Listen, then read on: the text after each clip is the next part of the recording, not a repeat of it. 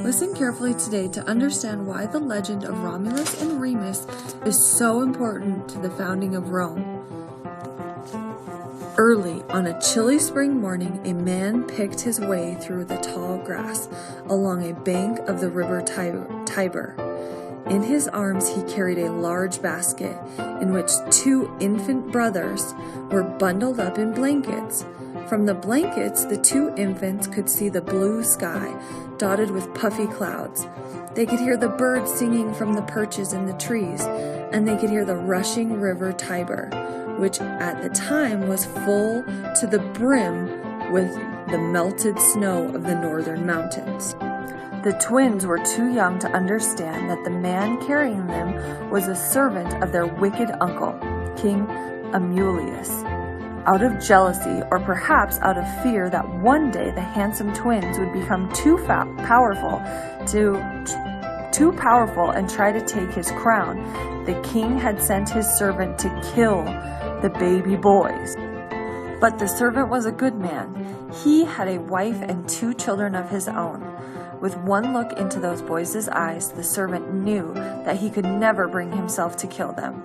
The servant sat there in the grass on the riverbank all morning, thinking about what he should do and knowing that the king would kill him if he ever discovered that he had failed to do what the king had asked of him.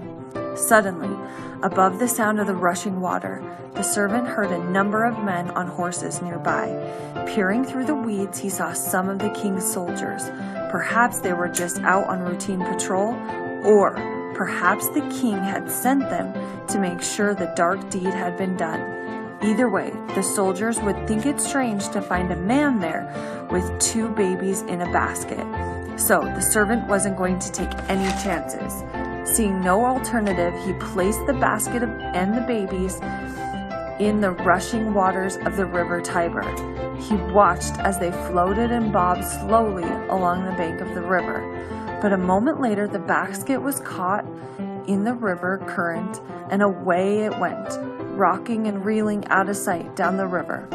The soldiers thought nothing of the man they saw standing there on the bank. They nodded and said, "Good morning."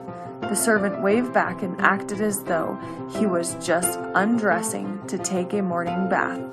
Little did they know how his heart raced because he had defied the king's orders. But he had also saved two young lives. For that, he felt happy. The twins remained calm and rather content as they floated downriver. Water splashed on them and soaked them, but thankfully the basket did not sink. Eventually the basket wound its way into some tall, strong reeds, and there it sat. Some say it was the river god, Tiberius, who must have protected and saved them, cradling their basket boat in his watery hands and gently guiding them to shore, where they fell asleep in the shade. It so happened that a mama wolf was having a drink of water there by the river. She saw the basket and its precious cargo. The wolf had a tender heart and took pity on them. The wolf dragged the basket into her den, and then the boys awoke. She fed them the same milk she fed her puppies. The twins remained in the den for a few days, until finally the mama wolf saw a shepherd leading its flock of sheep down the river. When the shepherd saw the wolf, he instinctively held up his staff to warn the wolf that he was ready to fight to save his sheep. But the wolf was not interested in the sheep on that day. Instead, she dragged the basket closer to the shepherd, then darted away. Puzzled, the shepherd went up to the basket. He saw the handsome baby boys and decided to take them home. What does this legend of Romulus and Remus have to do with Rome, you ask? Well, these twin brothers named Romulus and Remus, and they were quite famous. They were raised by the shepherd, and they grew up to be shepherds themselves. When the boys grew older, they decided to find their home when they found out that King Amulius had tried to have them killed. They got their revenge by fighting and overthrowing him. The legend of Romulus and Remus was very important to ancient Romans, as later to the history of the country and Italy. The fact that the wolf did not try to harm the boys, but instead saved them and took care of them like her own pups, is a favorite part of the story. Ancient Romans decorated some of their buildings with statues and other types of artwork depicting this famous she-wolf and the twins and brothers. At that time, the time of Romulus and Remus, about 753 BC, the area that is now Italy was broken up into lots of little kingdoms, with lots of kings who were constantly bickering or fighting with one another. Romulus and Remus had enough of those other kings, so they set off with some friends to build their own city near the river Tiber, where they had once been rescued by the she-wolf. Can you guess what that city is named? Perhaps it could have been named Rheims after Remus, but that's not how the story goes. Instead, it was named Rome after Romulus. What happened to Remus? Well, Remus and Romulus could not agree on where exactly to build their new city. They agreed that they needed to build it on a hill. There are 7 large hills in the area. That is now Rome. Remus wanted to build the city on one hill, but Romulus wanted to build it on another hill. They bickered for a while, and then they decided to ask the gods for help. Each brother went to his preferred hilltop and waited for a sign from the gods. Late in the afternoon, Remus finally got his sign. 6 big vultures flew in a circle above his head.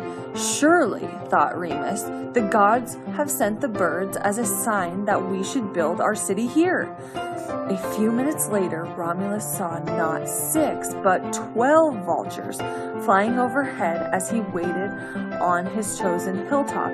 Unfortunately, this in no way settled the argument. Remus believed the gods had chosen his hill because they had sent the birds to him first. Romulus had seen more birds and therefore believed the signs were in his favor. The brothers could not agree, so they went with their separate ways to see who could build the best city. A few weeks later, Remus came to visit his brother. Romulus had been working hard all day and night with his friends to build his city into a strong fortress with tall walls. However, it takes a long time to build strong walls. Remus laughed as he stepped easily over the wall. Romulus had started to build. Well, it seems I've found a way into your grand city after all. That wasn't so difficult, Remus jeered, kicking a stone off the wall. This made Romulus very angry, and they started to fight. Forgetting they were brothers in those moments, they fought with all their might. After some time, Remus fell to the ground and died. When Romulus realized what he had done, he cried because he did not intend to kill his brother.